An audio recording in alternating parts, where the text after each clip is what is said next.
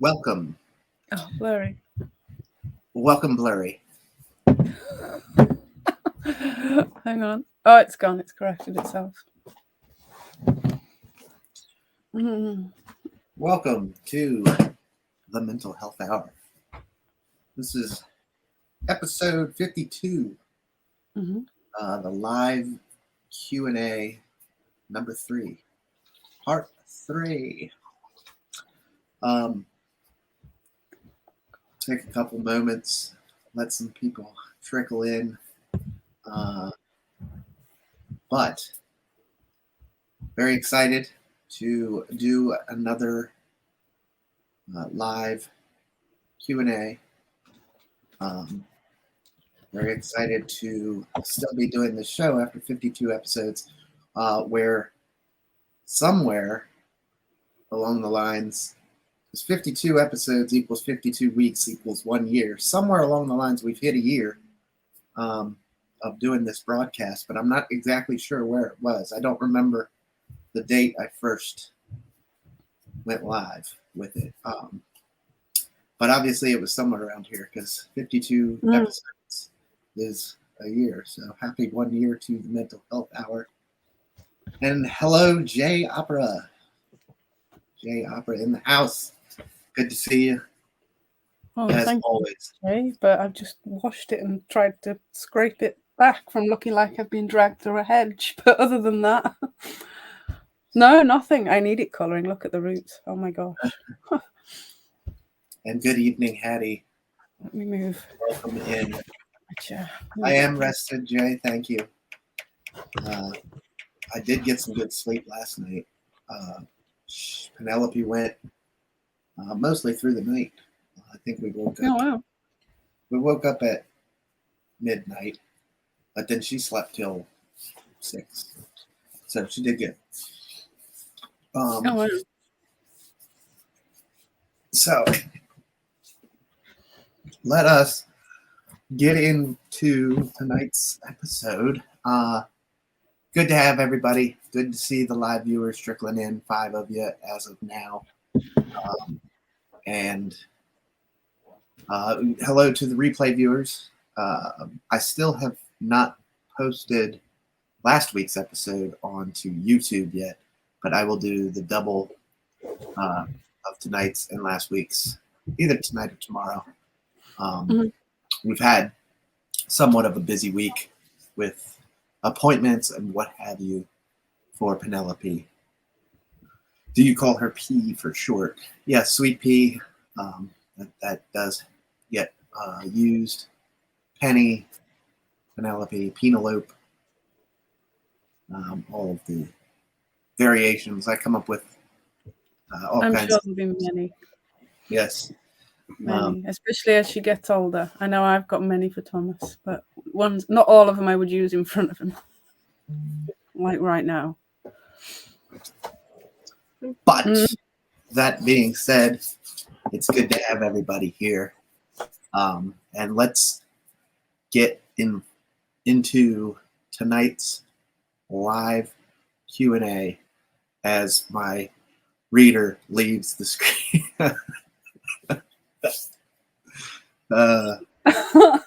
There we go. Oh dear. Right. Oh. Cool. I knew it was just a quick one. I wasn't bailing, don't worry. Poop and pee. Right. Are you wanting me to start reading straight off? Or what were you saying? Let's go over okay. some the ground rules. Yes. Hello, Betty.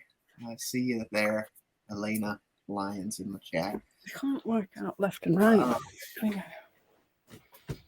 Yes. Ground rules, as always. We do have just a few with it, and I'll let Gemma go over it because she reads the questions. We have given them a once over, ahead of time. But yeah, Gemma, if you would please remind us what you do and what you don't read, that kind of stuff. Yeah. And I guess I'm sorry. I guess I should mention that for the past month, you guys have been able to send us questions via the link, I believe, was provided already. Yeah, it's here again. It's up. Scroll up in the comments. You should be able to see that one by Gemma. And I think she just posted it again for you.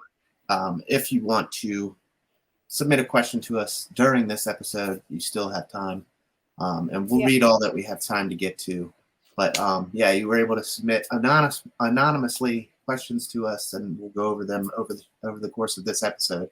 This is our third one of these, and they've gone really well the past two. So anyway, Gemma, I apologize. Go for it. No worries. So if you do want to submit a question, what we've noticed a few people have done is either put initials or a number. You can put anything you want that you can refer back to, because if you want to send a secondary question or a follow-up statement or question to the one you've sent, if you put in the same code, we will know it's the same person.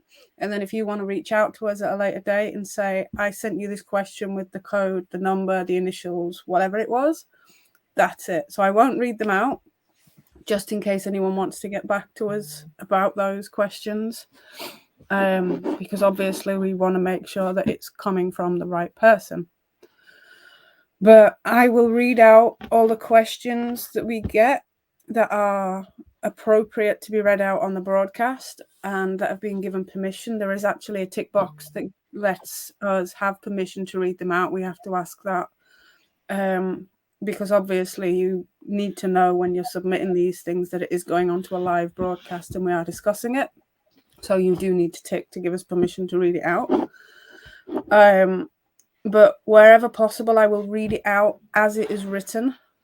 However, if I feel like it is aiming it at a particular person, then I'll certainly remove any names out of there, and I will, to the best of my ability, degender the question so that nobody knows if it's aimed at a particular person. Because what I don't want this to turn into is a public slanging match or anything. So we are very strict with the way that nobody mentions anybody by name. If you do happen to put that, that's fine. We will know who you're talking about. However, I will not read that name out, just so that you are aware of that. But wherever possible, I will read them out exactly as they're written. Okay. But now that we've gone over that, do you want me to start with the first one? Certainly. And hello to Danny Bruno and everybody else that's been coming on in. Good to see you guys. And we're going to go ahead and get started. I think we have somewhere in the ballpark of 10 or 11. 12, I think. 12. So we want to get rolling because you can still send them in, though, if you want to send one in. Yep. So, thank you, Jay. Okay, with some nice words. But yes, absolutely. Go ahead and fire off the first question. Okay, right. So this one. How do you know if you have a drink problem? Was there anything that you noticed that, looking back, there are points that you should have noticed? So yes, I feel this is a popular one for these broadcasts. We get the, which I'm all about, because if nothing else, I know this alcoholism thing. Oh, it starts, isn't it? I learn more and more about it every day, and the I forget the word, but just the burden it can be on people, and the weight that it carries. It's definitely significant. That being said, warning signs. I feel like there were definitely warning signs there while I was still drinking. In fact, I think I knew it way ahead of time. I knew there was a problem before I was able to come to terms and admit it to myself. It definitely was there. But now that I have, made that step into sobriety, been taking this on as part of me. I can see, looking back now, all the red flags so clearly. And, you know, to the point where my wife and I can kind of look back and laugh on it almost a little bit, you know, not to sound like we're, you know, making fun of it or anything like that. It's completely normal. But it's just like, wow. Like, and she's like, yeah, I was trying to tell you all along, you know, there might be something going on. But it truly is one of those things that you're not going to see until, I mean, you're ready to come to terms with it yourself. And for me, unfortunately, it took life and death to get me to that point where it quite literally was life or death. So I wish I would have recognized it sooner, but that is not how my story went. But yeah, definitely now looking back, I can see all the warning signs, all the red flags, everything more clearly. I did see them, as I said, I did see them progressing, and I did notice in my heart of hearts, I knew something was wrong and I was in a bad way. But I wasn't ever ready to take that step and say, I will never drink again. Or quite possibly that I had let something like this happen. You know, I let this get out of control. And, you know, it definitely is it's a process getting to that step one of AA and the 12-step program. Admitting that you do have a problem is, it puts blinders up, for lack of better terms. I mean, I may have recognized some things that, okay, I think there's an issue here, but I'm not going to go out of my way to say, yes, I need help. That didn't happen until death was on the table. But I hope that answers the question. Yes, there are definitely warning signs. Whether or not you're willing to see them is a whole nother ball game.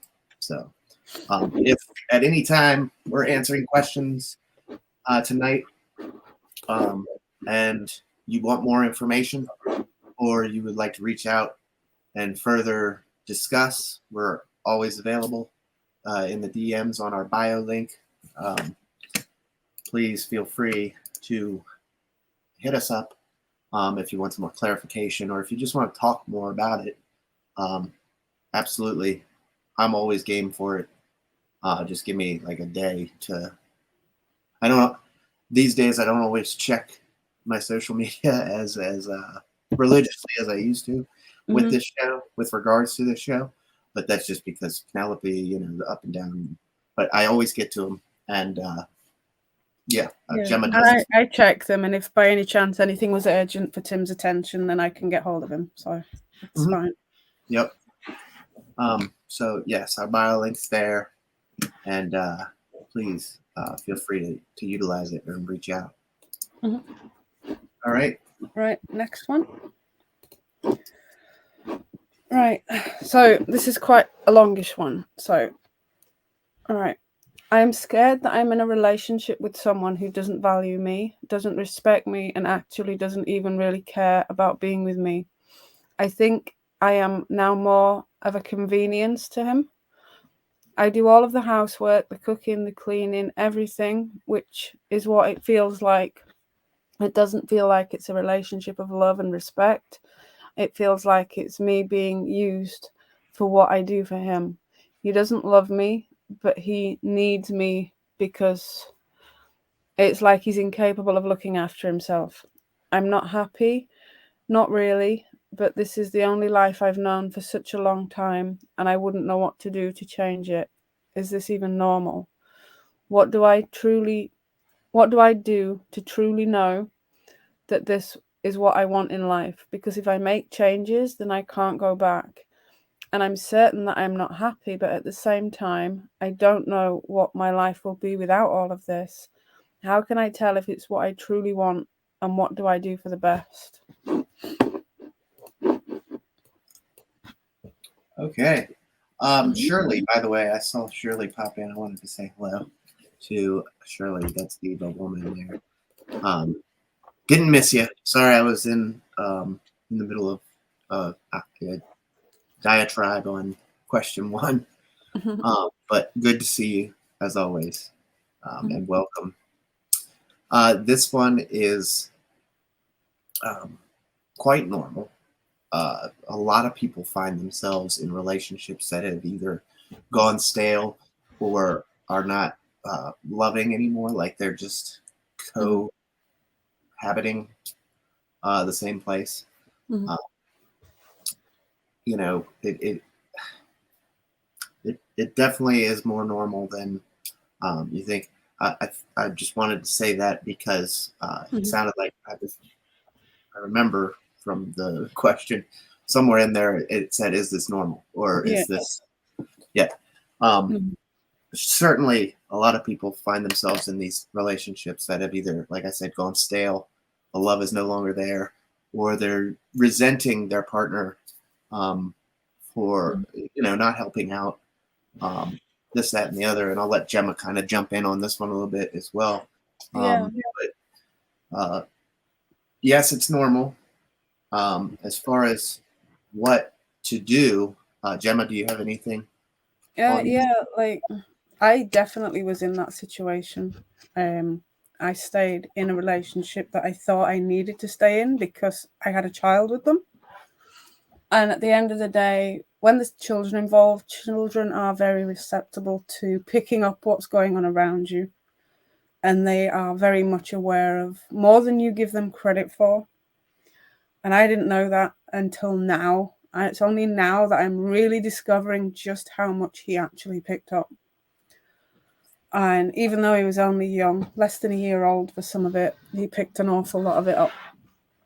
So the best thing I would say is don't stay with somebody because you think that you have to. Sometimes all a relationship needs is a little bit of the spark putting back into it. If you get stuck in a routine, unless you've spoken to the other person, they might just think that you're happy with things the way they are as well.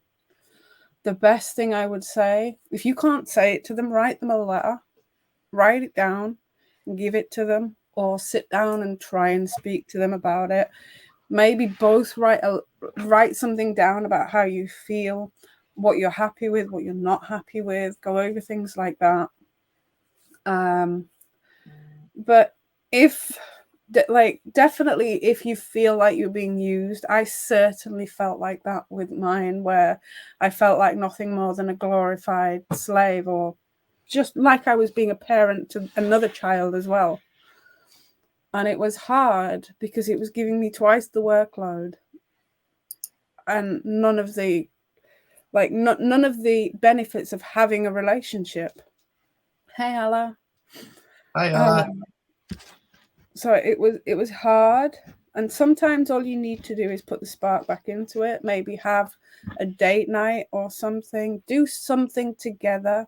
Maybe start your relationship again in terms of what you did when you first met. Go out and do something that is solely for you both, and try and enjoy your time together as a couple. But if it genuinely is getting to where it's a toxic place and you're picking up on that, make an exit plan. Start to make an exit plan. Just in case that time comes, speak to people you trust so that if you have to get out, you've got somewhere to go. Put some money to one side, just in case that moment comes where you have to get out. I had to do that, and I had to do that very, very fast. And I left with what I was stood in and about £2 in my pocket, which is what, like $2.50, $3. And I had nowhere to go. I had my car keys, and a few pounds in my pocket. That was it. So make an exit plan. Very good. Put it somewhere. Save it somewhere that your partner can't get hold of. Ideally, write it down. Save it with a friend, or put it in somewhere in your phone that it maybe is locked away. Something safe. Make sure you don't leave anything lying around, I guess. But initially try and talk to them about it if you feel like you're able to. Try and relight the spark in your relationship. But if it really has gone past that, then start to look at making an exit plan. Yes. Talk about it after maybe you've made the exit plan, just in case the chat doesn't go quite as planned. Absolutely. But there are many organizations out there that will help you as well. So, I think that's perfect. Well said. And thank you, Ella, for the resub. Good to have you on board as always. Everybody knows Ella. We talk about her every week in the end of the show. www.mybunnyvalentine.com help support Ella and her journey with Puppy Cat to help bunnies everywhere. And we'll talk about that again towards the end. And good evening, Des. Good to see you. And Michael Joseph Murray is in the house as well. Good to see everybody trickling in, and welcome. But yeah, kids are definitely, as Shirley stated, kids are smarter than we think, and definitely they're like sponges. And they feel the, even if they don't say it or whatever, they feel the vibe that we emit.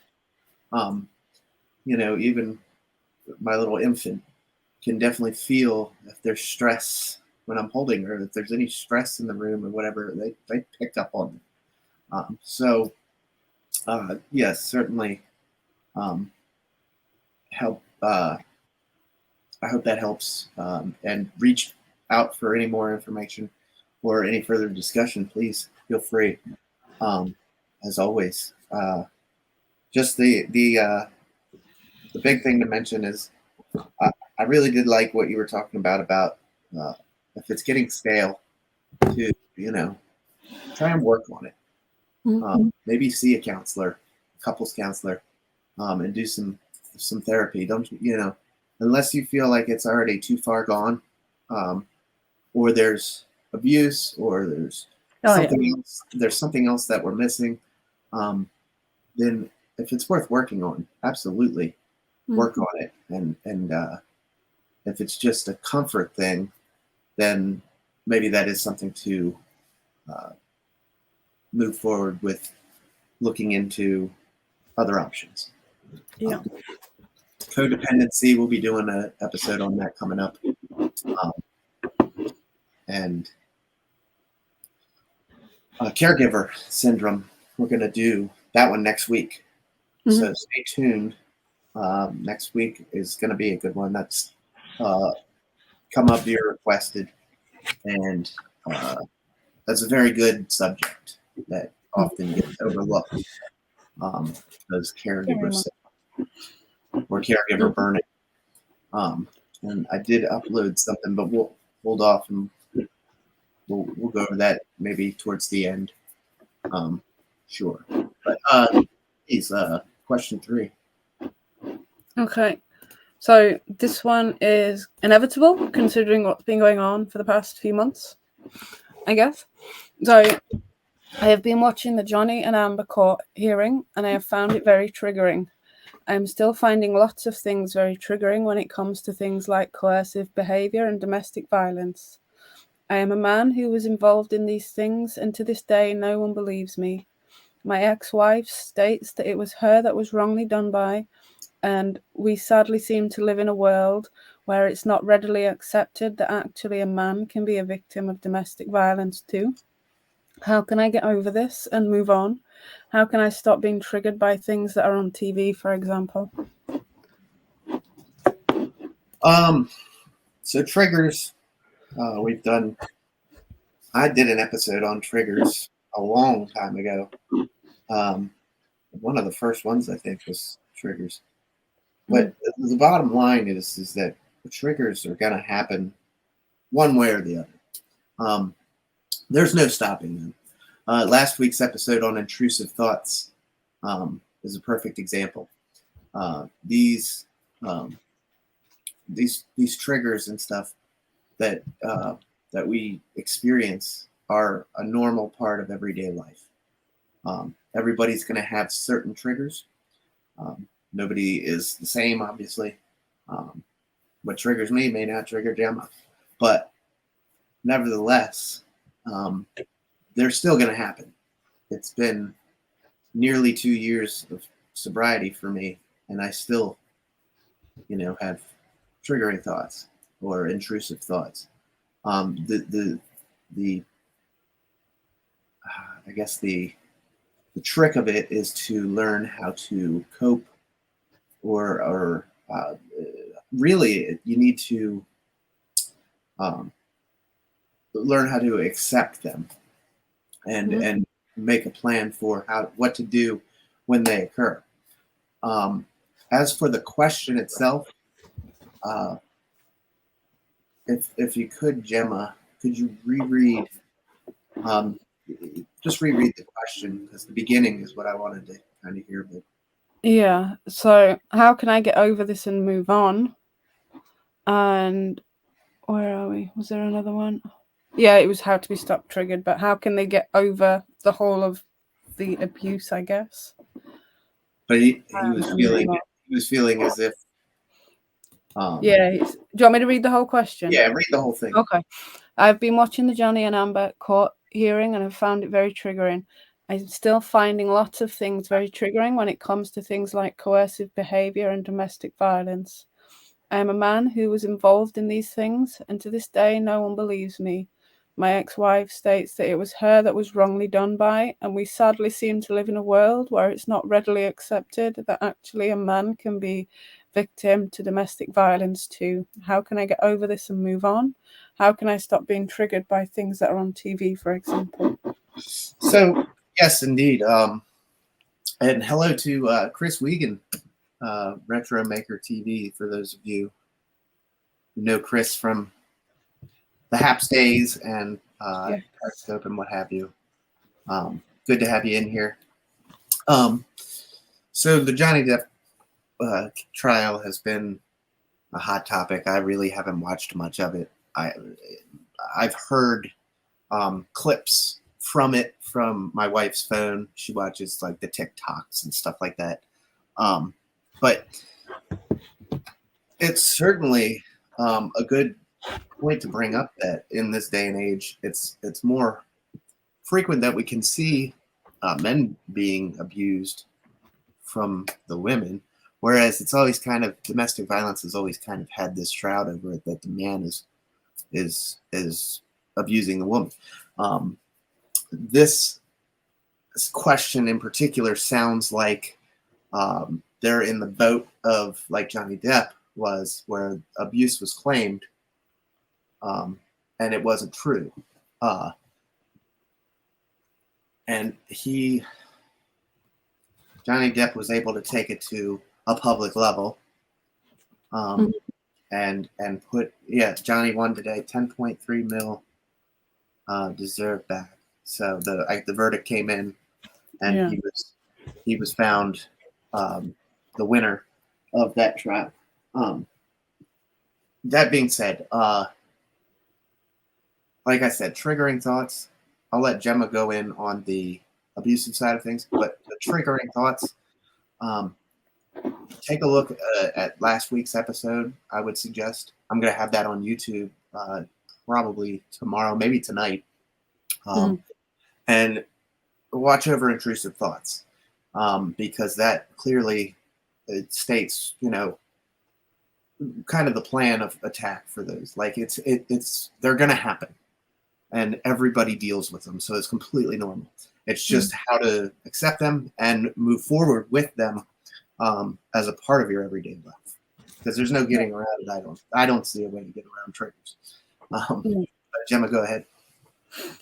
So regards to the abuse side of things, at the end of the day, there's, no matter what you do in life, there's always somebody gonna believe that you, not what you're saying. They're gonna believe badly of you, believe the opposite of what you're saying, no matter what it's about. And at the end of the day, a lot of it is about your own integrity and being able to move on from that. So sometimes your own mental health and well-being is by far more important than trying to prove something to somebody else. So if after all this time they don't believe you, the chances are they're not going to believe you. And unless you've got the financial capacity to do like what has been done with the court hearing, unfortunately, some people don't ever get their say and to share their story. It's just how life works. Life can be very cruel. Yes. With the abuse thing, though, like definitely if you're finding it too triggering still, consider going and getting some form of counseling. Keep a journal. I've always said that. I've always found journaling really helps. Absolutely. Go and see some sort of counselor. Speak to somebody that's been through it. There are also like groups online as well that you can go and speak to people that have been through it. And I happen to know for a fact that there is one for men of abuse, because one of my friends has also been through abuse of a domestic type, who is a man. It's not uncommon at all. You are right that a lot of people do predominantly automatically assume that it's the woman that is on the receiving end. And as a society, I think everybody needs to get out of that, because it can happen to anybody. Mm-hmm. But definitely to work on your own mental well-being first, more than anything else, more than trying to prove anything to anyone else. That is by far more important, because at the end of the day, the only thing that we can control as a person is our own mental health and our own well-being. You cannot control anybody else. If they don't believe you, if they're not willing to accept what you're saying, chances are they're not good enough to be in your life. So just let them go. No matter who it is, just let it go. Move on from it.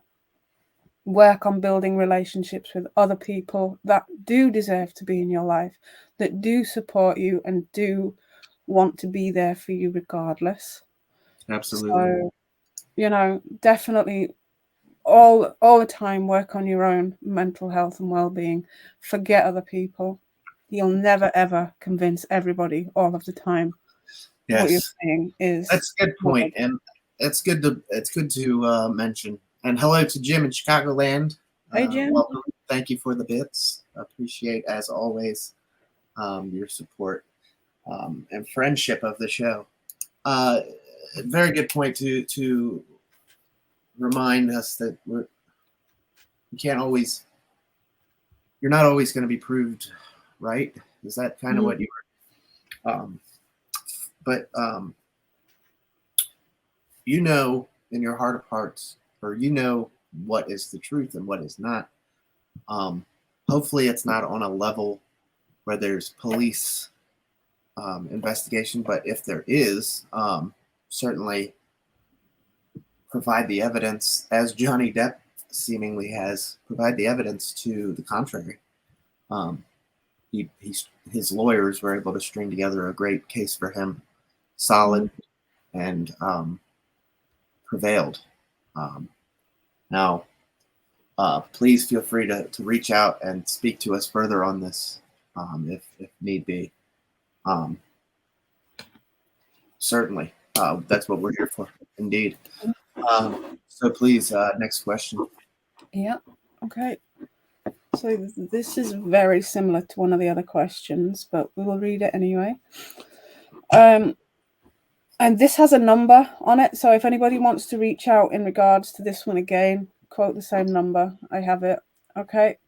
What can I do with regards to my husband? He is at times very controlling and demanding, constantly putting me down and belittling me, always expected to be waited on hand and foot by me, and never helps or does anything. He's always very argumentative and confrontational towards me. I have put up with it for such a long time, but not sure I can do it for much longer now. Please help. Well, my first question would be, I guess, have we discussed this together, husband and wife? Have we sat down and discussed this? Or is there just a growing silent resentment building for said husband? Obviously, if he's not aware of what you're feeling, then he can't be expected to fully grasp. If he doesn't know, I'll be the first to raise my hand. If my wife is upset with me and I'm not sure what I've done, I continue on life as if nothing is wrong. Like, I don't know.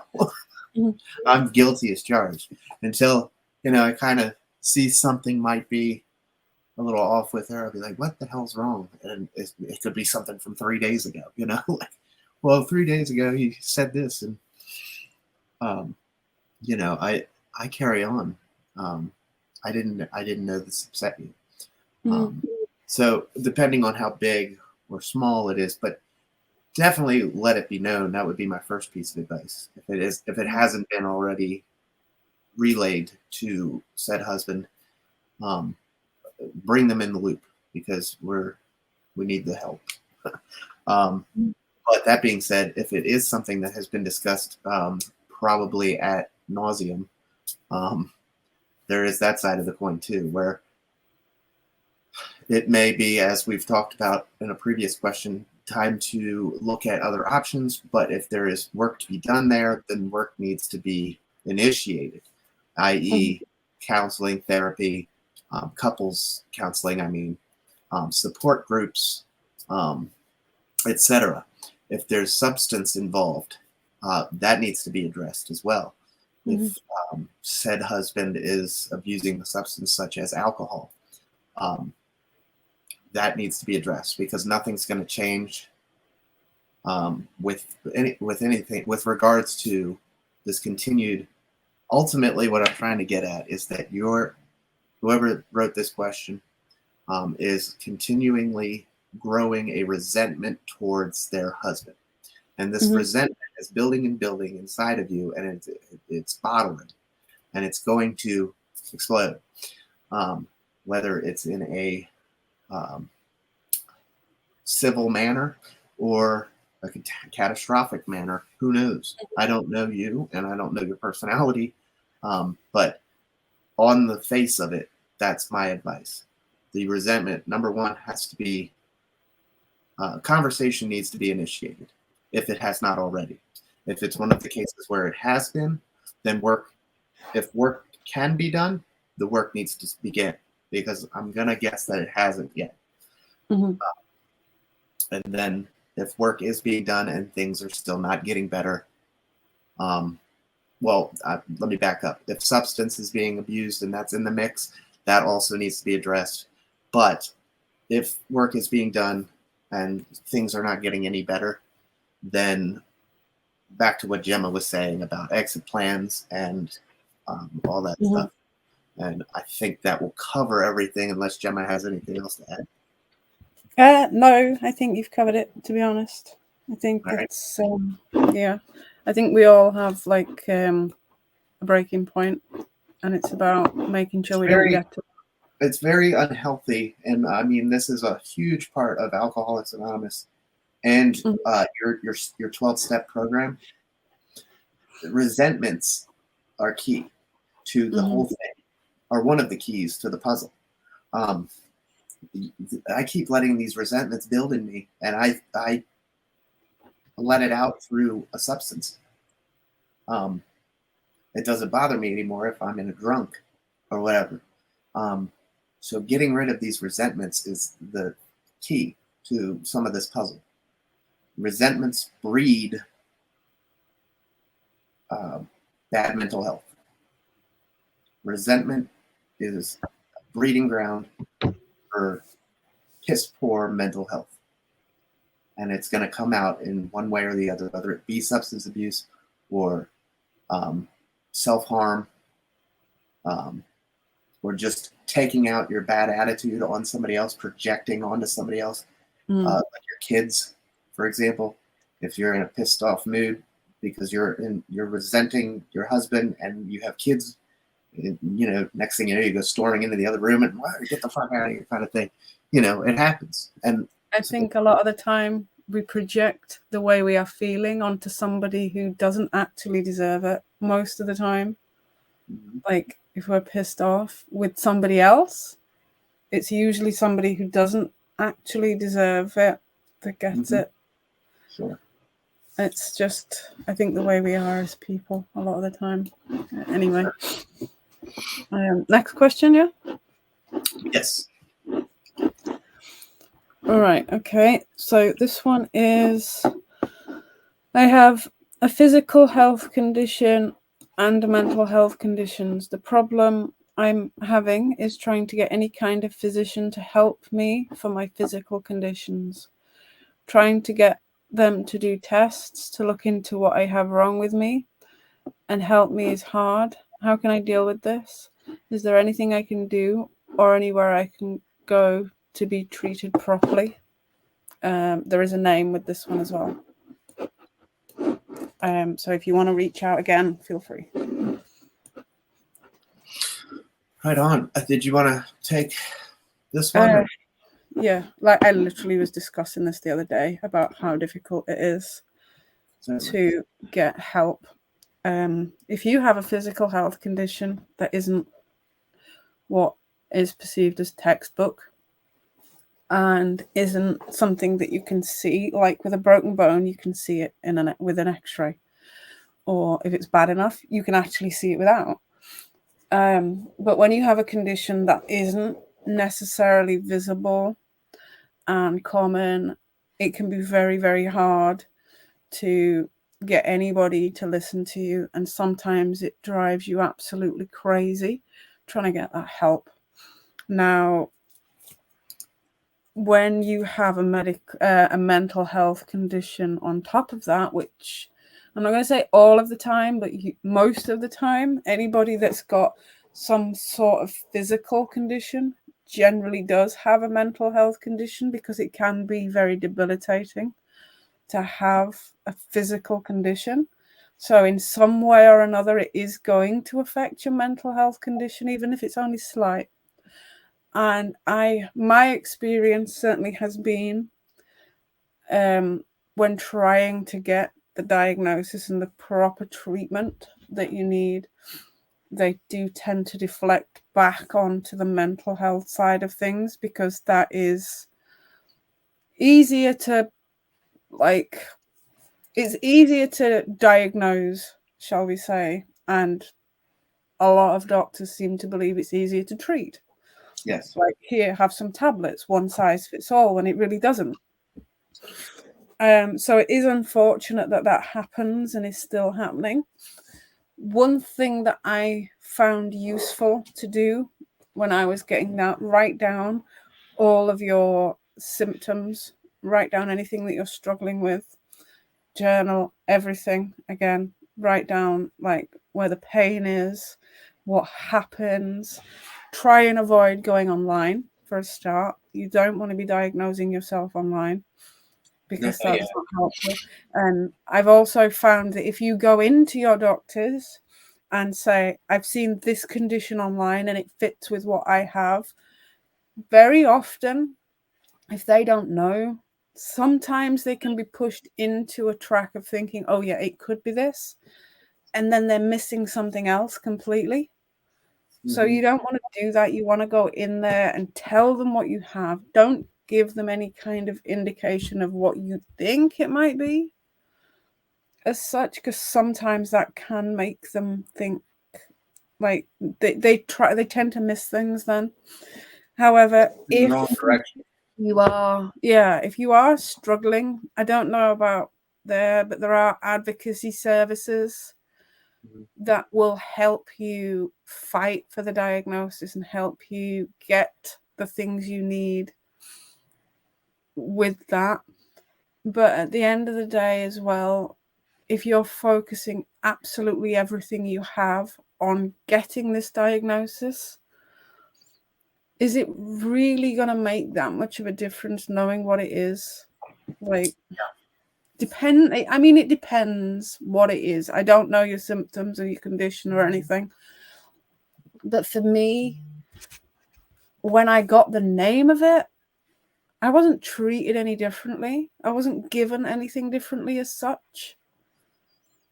Like, I mean, it depends with what it is, but to a degree, not much changes. So don't let your entire willingness to get something on paper that it is this. I know it's hard to not have a diagnosis and think you're losing your mind, stuff like that. I've been through all that. But focusing so hard on getting that and not looking after your own health, that can be the worst thing for you. So I definitely recommend, maybe if you really want to go that route, get somebody else involved, even if it's a friend or a family member to go with you, because sometimes when you're at appointments and they're spouting all sorts of medical terminology and things like that, you miss a lot of what's being said, especially when it's so personal to you because it's about you. So take somebody with you, write notes down, put questions to them, write questions down so that you don't forget to ask these questions when you're in there. Write down all your symptoms and all the things you're going through. Give it to the doctor. Question it. Don't let them fob you off, but also be careful that you're not pushing it too much, because they are very reluctant to help you if you keep pushing it, I've found. Yes, that's true. So, just there are services. If the person has put a name, so if they want to reach out, I can tell you where you're based. I can signpost you maybe to somebody that might help, because over here we have advocacy services that will help you free of charge to get the things you need from the medical professionals. I'm assuming there will be something similar over there. But reach out if you need, and I can absolutely try and signpost you somewhere and give you the things you need. Mm-hmm. Yes, please. Okay. Right, next one. And hello to Jason Park, by the way. Jason is I met Jason in Ella's late night streams. So it's good to have you along. Welcome. Right, okay.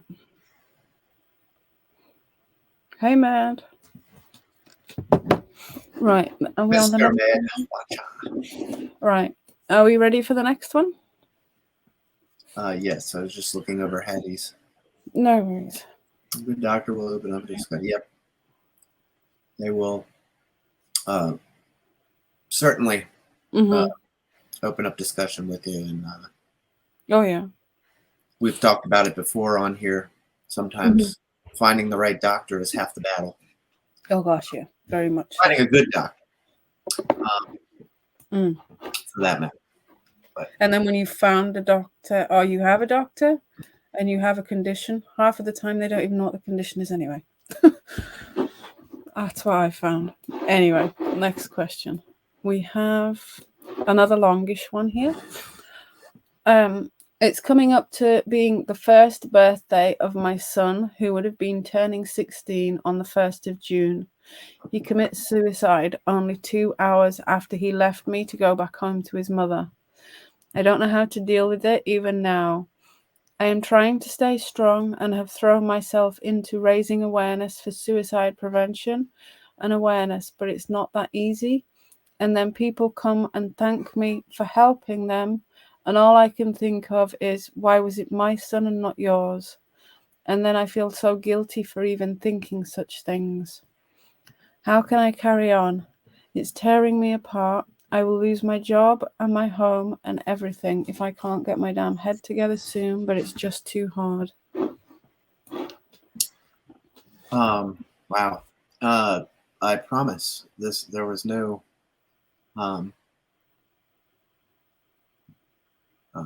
coordination between my shirt and that question, but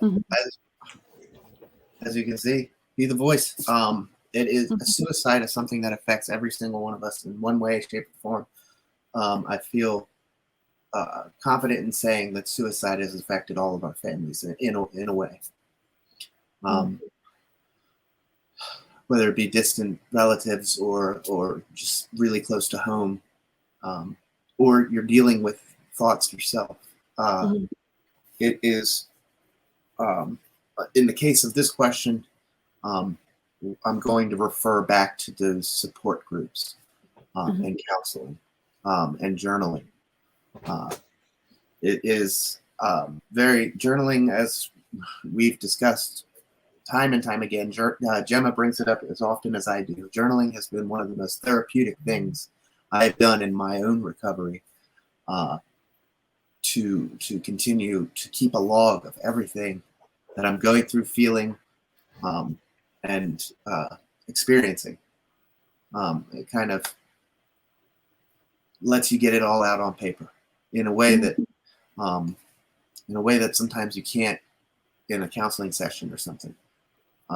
As Gemma has also gone over, when you can't put it into words, you can almost always put it on the paper. So write a letter. If you don't like journaling, try writing a letter. It's kind of the same idea, but you're not keeping a daily log. It's just one-time letter. But counseling is a must. I can't say enough about it.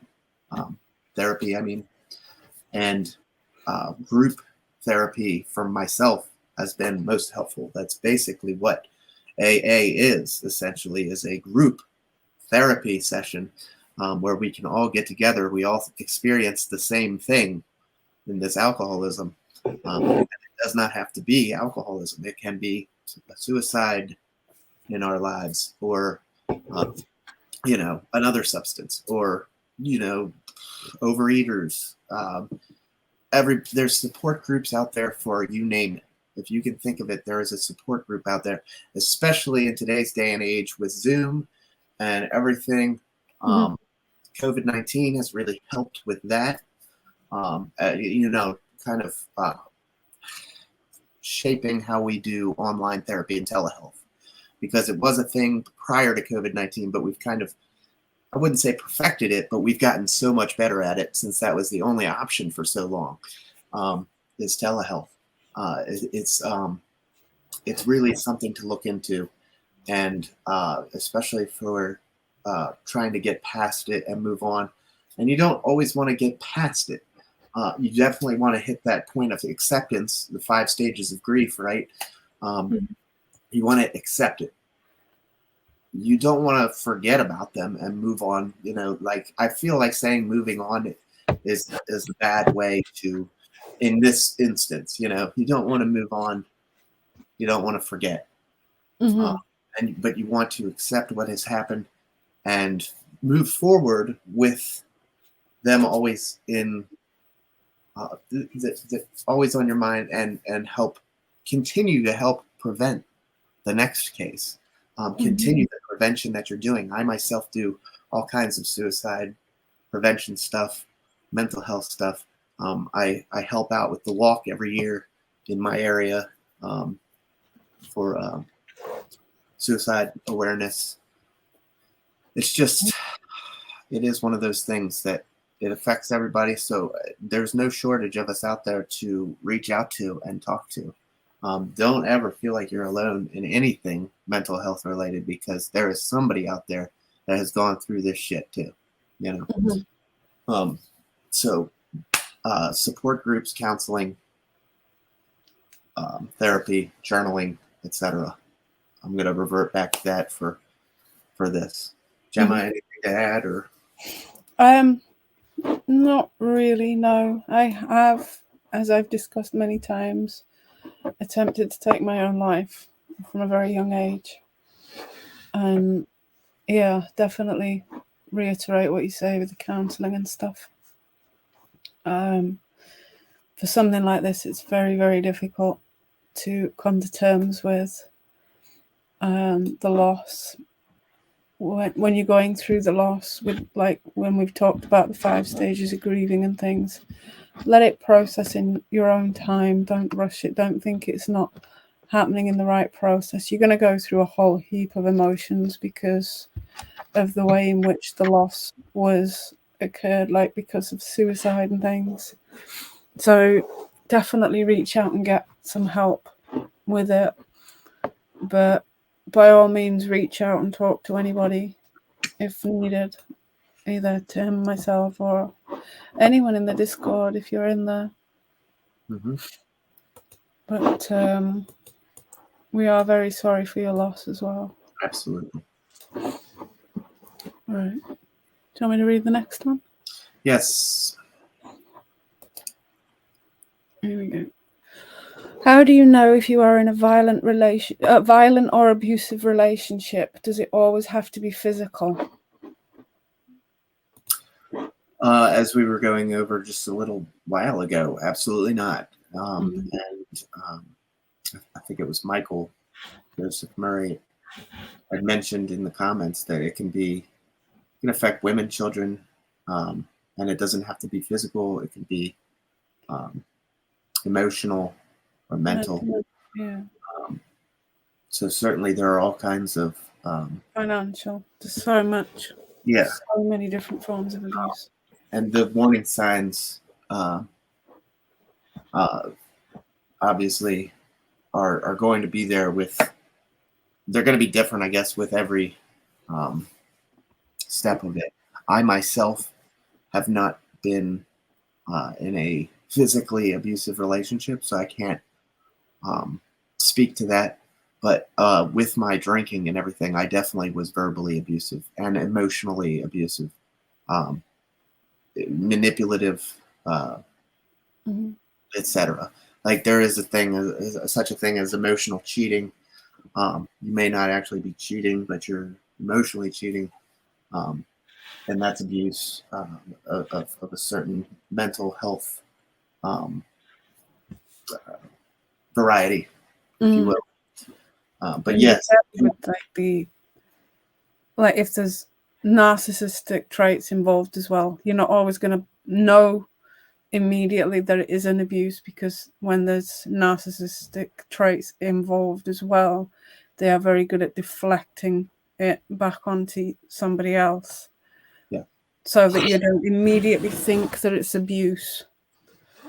But chances are, like, if you're questioning it in your mind, in your own mind, you have a reason to question it. So definitely, like, look out for the red flags, things like that.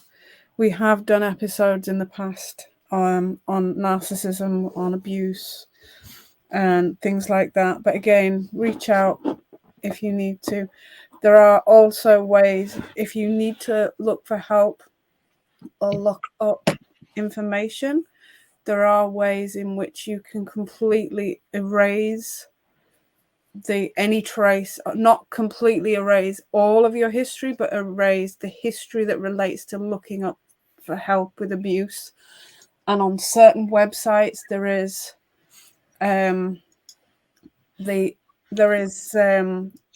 usually on the top it'll say delete history of this website, so it will take it off your history, so that there's absolutely no sign of looking up anything to do with that.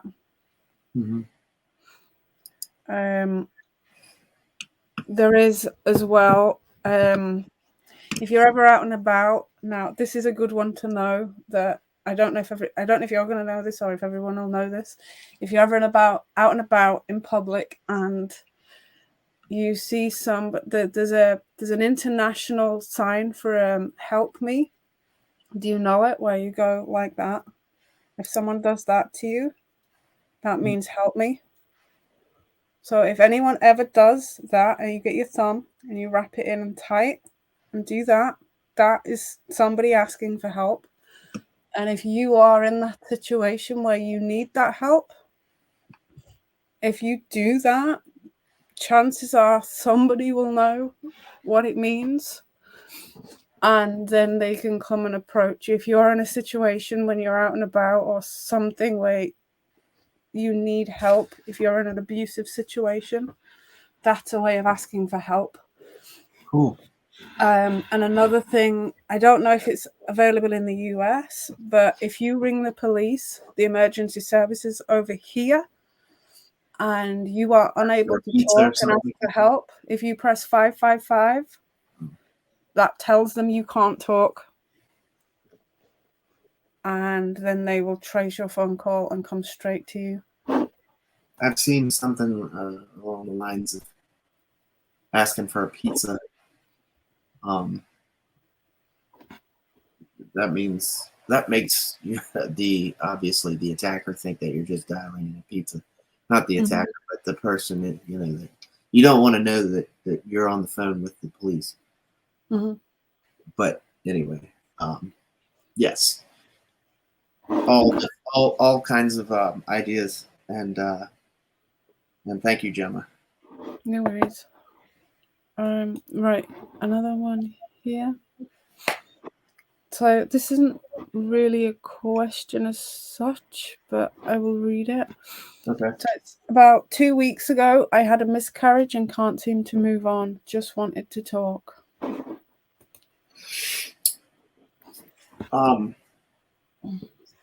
Again, I hate to repeat. Like, I don't.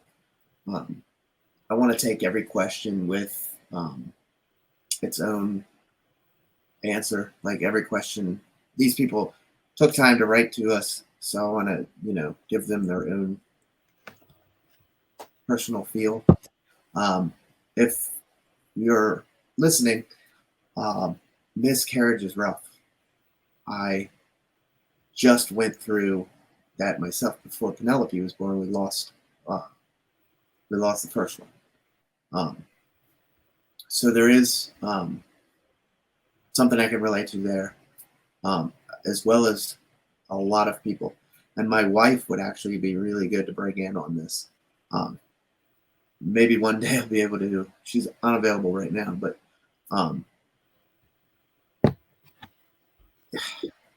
the support group thing, like I was talking about, like we've talked about earlier in the episode, counseling, support groups. People have gone through this. This is another thing like the suicide we were talking about. That happens to a great deal of folks. And my wife was on many of, she still is involved with a Facebook group for miscarriage support group on Facebook for miscarriage. And where Penelope's a month and a half old, and she still gets on there almost daily and chats with these folks. It is definitely, thank you for reaching out and wanting to start some conversation. Please feel free to continue that conversation with us. Please feel free, if you're not, to join the Discord and connect with us in there. There's a great community of folks in this Discord that we have for the Mental Health Hour that are willing to talk and share similar stories. And it's a good group therapy kind of place as well. Just another avenue, just another tool in the toolbox, if you will. And but yes, please come in if you're not a part of it, and please seek counseling or seek support groups. I feel like my wife would echo that. All right. Next one. Right. I'm guessing this one's potentially for you. How many times have you felt like relapsing? How many times have you felt like relapsing? Well, that is a great question. I don't know the answer to that. I don't know if I could put a number to it. It's been a fair amount. I haven't actually felt. I mean, maybe early on there was the automatic relapse sensation, like I'm just gonna go drink. I mean, I've only got 5 days sober. The hell with this, like now it's more hard. I find it harder to break that streak. It's almost like a competition with myself at this point. I don't want to give up 2 years for one drink, but at the same time, those triggers and intrusive thoughts are always there, like we were talking about earlier. So relapse is still definitely very real. And in my time at a rehab center, they actually had us plan out our relapse, so we would know exactly what to look for, warning signs and stuff. Like it's really a great therapeutic thing to do. But in order to plan your relapse, instead of they gave you 10 steps to how you would wind up with a bottle in your hand and drinking, to 1, 2, 3, 4, 5, 6, 7. But the only way to properly work that is to work it backwards. So do the steps in reverse. Start with that bottle in your hand and how I got there. Count backwards to do it, and it's incredible to see what you come up with. I basically mapped out how I would relapse, and word for word, it would be exactly what I would do too. It is my manipulative way of getting what I want and talking myself into it, and et cetera, et cetera. But yes, relapse has always been a thing. It's always there, and it's few and far between where I worry now, but it's still very much in my mind as a real possibility. I hope that helps. Certainly, when you start off, it's going to be very strong, because that daily streak count is very low, so it doesn't mean as much to start over 5 days versus 720 days or whatever the hell it is, 365 for a year. You don't want to give that up as easily, I feel like. Really, that's me. Everybody's different. People relapse all the time, and it happens with 7 years sober, So I'm not saying that it can't, but that's just my personal. Yeah. Okay. Just refreshed. We've had a couple more come in. But the next one, again, I'm not sure about what this one means, but it says, "Is there a top 10 depression list?" I don't know what that means. If you want to reach out and clarify that for us, we will figure something out on either the Discord or our DMs. But if I don't know, you can send another one in to us if you want to emphasize that and don't want to do it public. Just send us another in, and we'll go over it. But top 10 depression list, I'm not entirely sure what it is that they mean. But by all means, send another one in, and emphasize. If we're still live, we'll go over it while we're live. Sure. If not, we can bring it up on the next show. I always check them. Yep. Right, next one. I started to stop drinking a few weeks ago. I can't afford to do the proper detox programs, but I am struggling. The withdrawals are awful. What can I do to stop them? I don't want to give in to this again. Alcohol has really gotten a hold of me.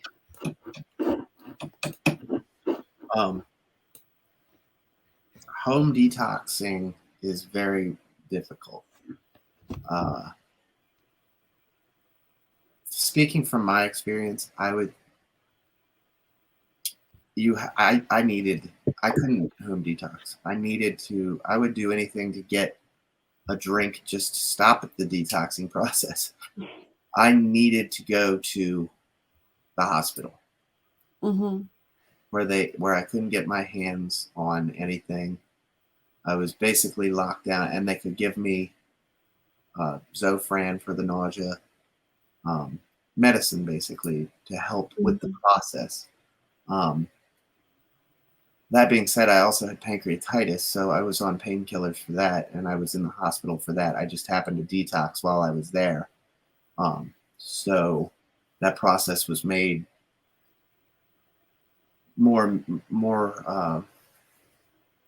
that process was done without my I didn't go to the hospital say, hey, I need a detox.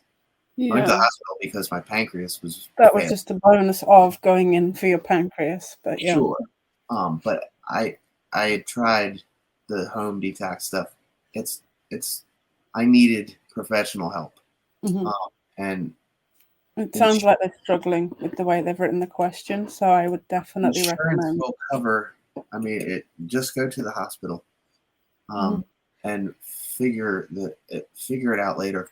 That's all I can say. Financially, they'll work with you, but get yourself to the hospital is what I can say. The hell with the money. It's your health. It's your life. It's your well-being. And at the end of the day, like, just to throw in, how much are they spending on alcohol? Because if you think about it, if you save up what you would have spent on the alcohol, I mean, I have no experience when it comes to this.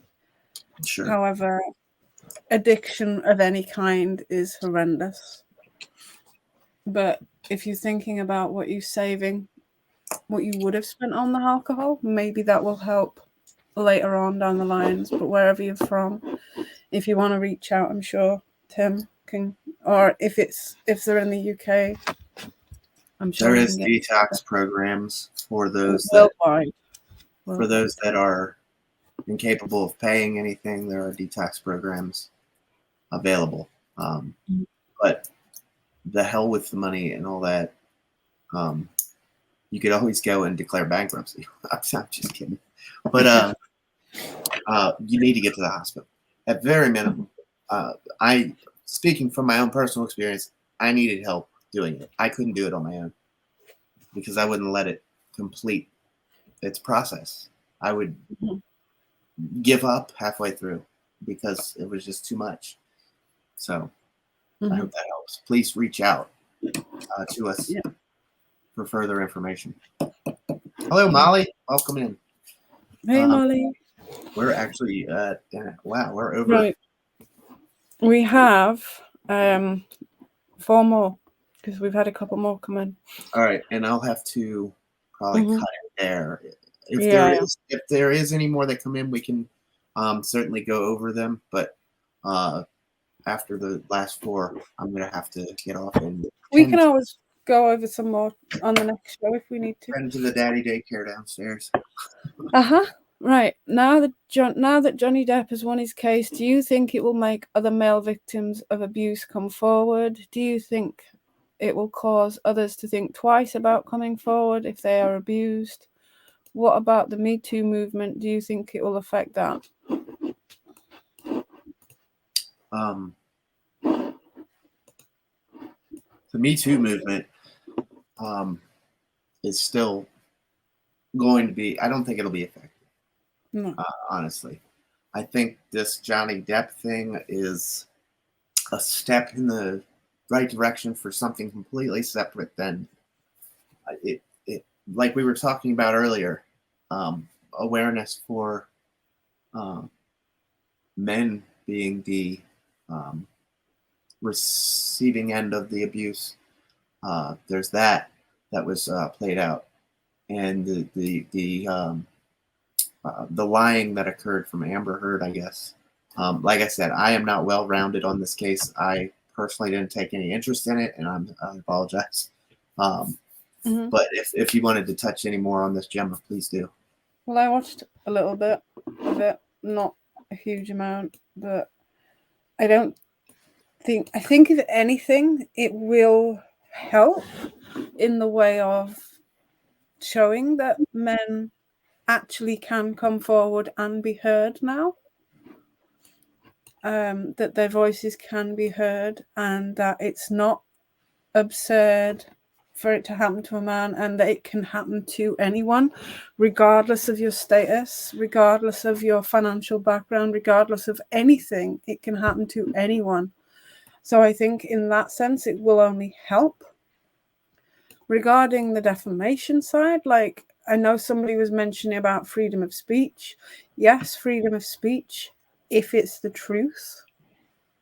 You are entitled to freedom of speech if it is the truth. And the comments are coming in strong with the Me Too movement is just not about women, as you were saying. So yeah, Me Too is for anyone that's been a victim of anything like that. it's just that we talked about it earlier, that shroud that comes over the domestic violence, for example, of it just has always been thought of as men abusing women. Mhm. When you say domestic violence, and it's just that's been, but now it's coming out that it's no longer that. I mean, please look forward or look for the signs in me getting abused and that kind of stuff. So it's one of those things. Um, and Johnny Depp emotes coming in. I feel like Des was waiting for this moment for those There it is. moments right here, right now. Get There them we go. Right. Next one. Right. Okay. I am scared I was abused physically as a child, and I have started using corporal punishment against my own child. How can I stop? What do I do? I swore I'd never hit my child after what happened to me. There is an initial, so if you want to reach back out afterwards, you can do. Yes. And what Gemma means, for those of you that have come in and have sent in questions, you still can send in questions, even though we're going to cut the broadcast. We can either go over them next week briefly, or maybe just do another episode of it. But anyway, if you have put initials or a PIN number, as one of them or two of them had PIN numbers, please feel free to reach back out, and you can identify that you were the one that sent that through those initials or PIN number or whatever. But anyway, now that I've said that, I've forgotten the fucking question. Okay. I'm scared I was abused physically as a child, and I've started using corporal punishment against my own child. How can I stop? What can I do? I swore I'd never hit my child after what happened to me. This is the abuse. It's trying to end the cycle of it. Disciplinary action. Yeah. Disciplinary action is kind of one of those learned behaviors. You know, it's a learned thing from your own childhood. This is how my mom and dad did it.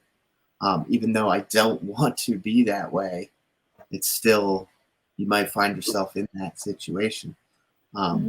It does come down to therapy again, counseling rather, reaching out like you have started. You've initiated some form of reaching out and saying, this isn't right. This is, I don't want to be like this. So now it comes down to doing some work on your own end to better yourself. Nobody's calling you out. Nobody's saying anything horrible. This is there are parenting classes and things as well where you can learn about other ways to discipline, ways in which you can deal with certain behaviors, things like that. I was very much treated with that as well. Like if I'd done something wrong, or even if I hadn't, sometimes I'd get a bit of a smack or whatever. I don't do that with Thomas. That was a choice that I'd made, again, because of the way that I was brought up, that wouldn't be something that I did. But also over here especially, it is very frowned upon, and you can actually get into trouble for doing it. It depends where you're from, I guess, as to how it is viewed upon. Yeah. But definitely parenting classes. Yes. They are available all over, worldwide. Like I've said, like Gemma's referring to, and like I said, obviously you know this is wrong. And this is not the way you want to be. You've reached out in some way. You've identified the problem, and now it's time to do the work. Because it is unfortunate. It's one of those things that I feel like we can say with certainty. It's a learned behavior, much like, and I may get backlash on this, but so be it. Racism. Racism is not something you're born with. I believe, this is my personal belief, you're not born a racist. It is a learned behavior from the way you're brought up, and the environment you grow up in. Much like if you're brought up in an abusive relationship where your parents are abusive, you may also think, hey, this is okay. But you can also identify that there's a problem here, as you have broken the barrier of that first step, I guess, and identified, hey, this is a problem and I don't want it to be. Now we reach out, we do the work to better ourselves. Shooting in Oklahoma, Tulsa. Multiple dead. Oh dear. Oh my God. Sounds like another mass shooting from Danny Bruno in Tulsa, Oklahoma. No, another one. Yeah. Well, on the basis of that comment, thoughts and prayers to anybody involved. It's also becoming. I haven't really touched on this on the show. The Texas shooting that just happened. We all have our opinions on it. And we try to stay very unpolitical on this show. This is not the place for it. But since this has just happened or what have you, as far as the mental health of it goes, we can talk about that briefly. Right, wrong, or indifferent, there's mental health issues going on, and they need to be addressed. There's the only thing I'll say, and I'd like to just move on if we could. The only thing I'll say from a mental health standpoint is we can sit and yell at each other about gun control all day long. The fact of the matter is the issue is so much more deep-seated. That's not the problem. We could wipe out guns off the face of the earth. They never existed, and people would still find ways to kill people. It's just who the fuck we are. Over here, knife crime. It's just the way people are. It is what we do. And it's a damn shame. There's a deep-seated problem here. It's not guns. Now, granted, on the other side of the coin, do we need AR rifles? I don't. I don't need a fucking AR. If I need a gun, just a regular gun will do. I don't need military-grade weaponry to protect my house. However, I don't want to get into this. We're on a totally separate subject, but there is deep-seated mental health issues there, and it goes so far beyond gun control that we can.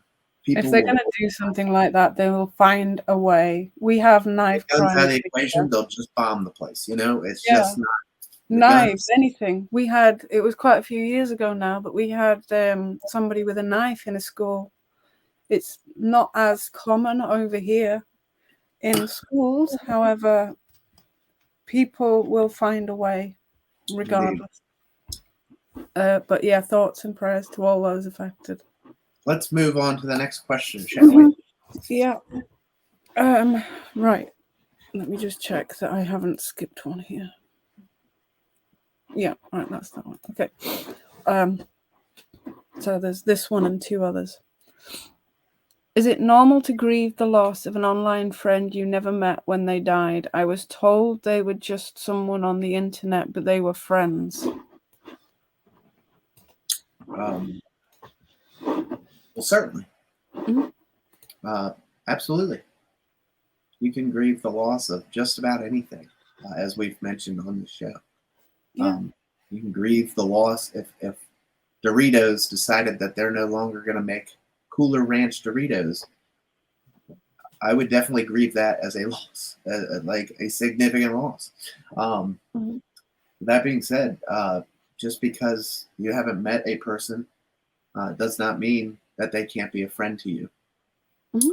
I haven't personally met most of everybody on here that we're talking to in the chatters box and outside on the Discord and whatnot. That's the great thing about live streaming and all this is that we're still friends regardless. Now, granted, I can see Gemma and we can have a conversation. I still haven't met Gemma, like in real life, like face to face. But I don't know how far in depth you were with this person, if you were on a Zoom or a FaceTime basis, or if it was just texting back and forth. Either way, if they're gone, that is now a piece of you that is gone, and it definitely needs to be grieved and processed. Certainly. Yeah. Like, I had a very good friend that a lot of people may remember from Uncle Rick. Periscope. And he passed away a few years ago. We'd never met. We were meant to meet, but we'd never actually met in person. But that, to me, was a significant loss because we were very good friends and we had spoken nearly every day. You can become friends with somebody without ever having met in person. Indeed. You know? And sometimes people that we meet online can be more of a friend than someone that we live next door to, for example, or we know in real life, like to see face to face.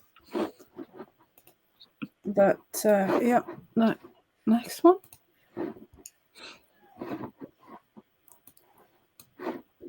Right. Good to see you, Uncle Rick. Welcome to Twitter or Twitch. Twitter. What's wrong with me? Okay, this one has a name, so if you want to reach out afterwards, then you can. I'm about to have surgery soon that will require pain management afterwards. I will be offered oxy or hydrocodone. Hydrocodone, yeah. Is it advisable to start taking opioids under doctor supervision, or should I avoid all costs due to addictive nature of drug? Thanks. Well, there's a couple of things to go over here. Number one, are you an addict? Mm-hmm. Number two, have you had problems with opioids? Mm-hmm. Number three, is this your first time taking opioids? I need more information. However, if you're under doctor supervision, I guess the overall answer without knowing anything about you would be, if you can get through the pain without, then always go without. Yeah. But that's coming from me, a drug addict. So I'm on opiates, and if I knew then what I know now, no way would I have started them, because they are incredibly addictive. However, if you haven't got addictive traits, I guess, and it is a surgery that will give you a lot of pain, definitely try lower grade pain medication if you can. There are lots of other things out there that will help, again, without knowing the surgery or anything about you. Like, it's hard to say. However, definitely, if you are going to have them, get it stated how long, find out how long you're meant to be on them, how they're going to put you on them, how they're going to take you off them, what dose you're going to be on, and try not to deter from that. But I'd certainly try without if you can first, because until you've had the surgery, you don't know what your pain threshold's like. You don't know what it's going to be like. Even if you've had, say, for example, if it's knee surgery and you've had one knee done and you're having the other knee done, it might not be the same sort of pain. You don't know that. So definitely try without. If you do have to have it, fine. Try to get it so that you aren't on it for long, because yes, it can be very, very addictive. Yes. And as since meeting Tim and we've spoken and stuff, I am now trying to get myself off my opiates. It's not going to be easy, and there are a lot of things to be put in place for this. So you don't want to end up there. Now, if you want to reach out, you can do. You have Please given do. me I'd like to know more information and continue this discussion if you'd like to, because I don't know much about this person, and I don't know what. So basically, it breaks down to me being an addict of stuff. If I was given a prescription, I would take every one of those pills. My wife is not an addict by any stretch and has control over these types of emotions. And was just given 10 or 14 pills of oxy for her C-section to come home and recoup. and she didn't take all of them. I found that to be completely bizarre. I didn't take them either, so she got rid of them. But that was completely bizarre to me, and I can't fathom not taking all of those. So, two different people. So reach back out and let us know more information, or let me know more information, and I can try and help you make a better judgment call if that didn't help. But are we moving on to the last one? Yeah, this is the last one. All right. And there is a name if you want to reach out about it.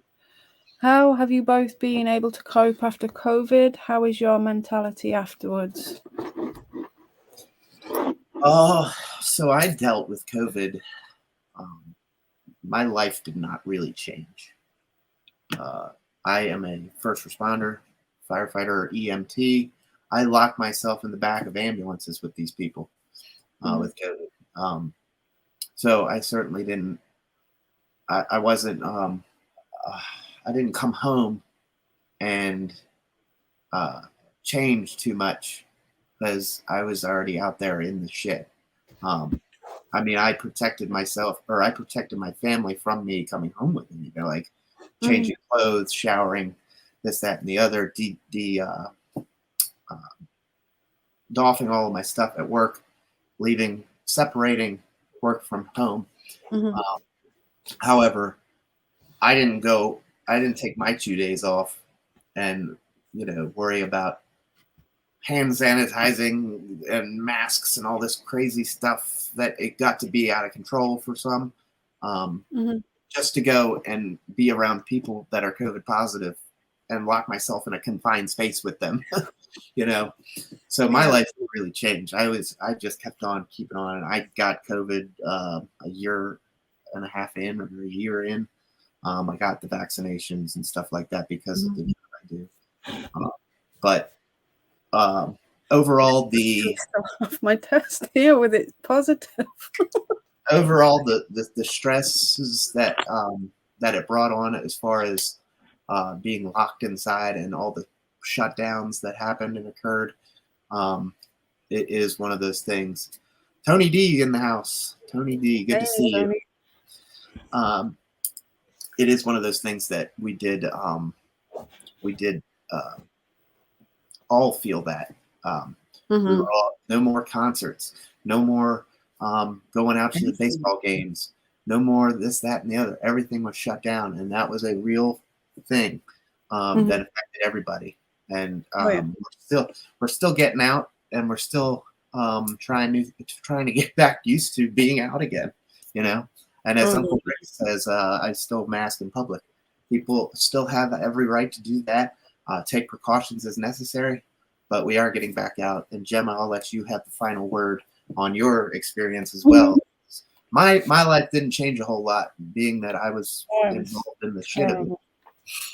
I was terrible with it at first, because having Thomas, who was at risk, then finding out I didn't let a damn thing come through the door that wasn't sterilized. I would go and open packages outside, sterilize everything, and then come in and sterilize everything again. I would change, we'd literally strip at the door. I'm just glad I didn't have a door with a window, But it was getting to the point where I was making myself really unwell with it.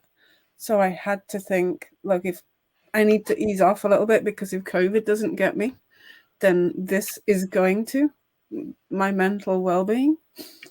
And we managed to avoid it, to then go into hospital with something else and both get landed with getting COVID whilst we were in the hospital a couple of weeks back.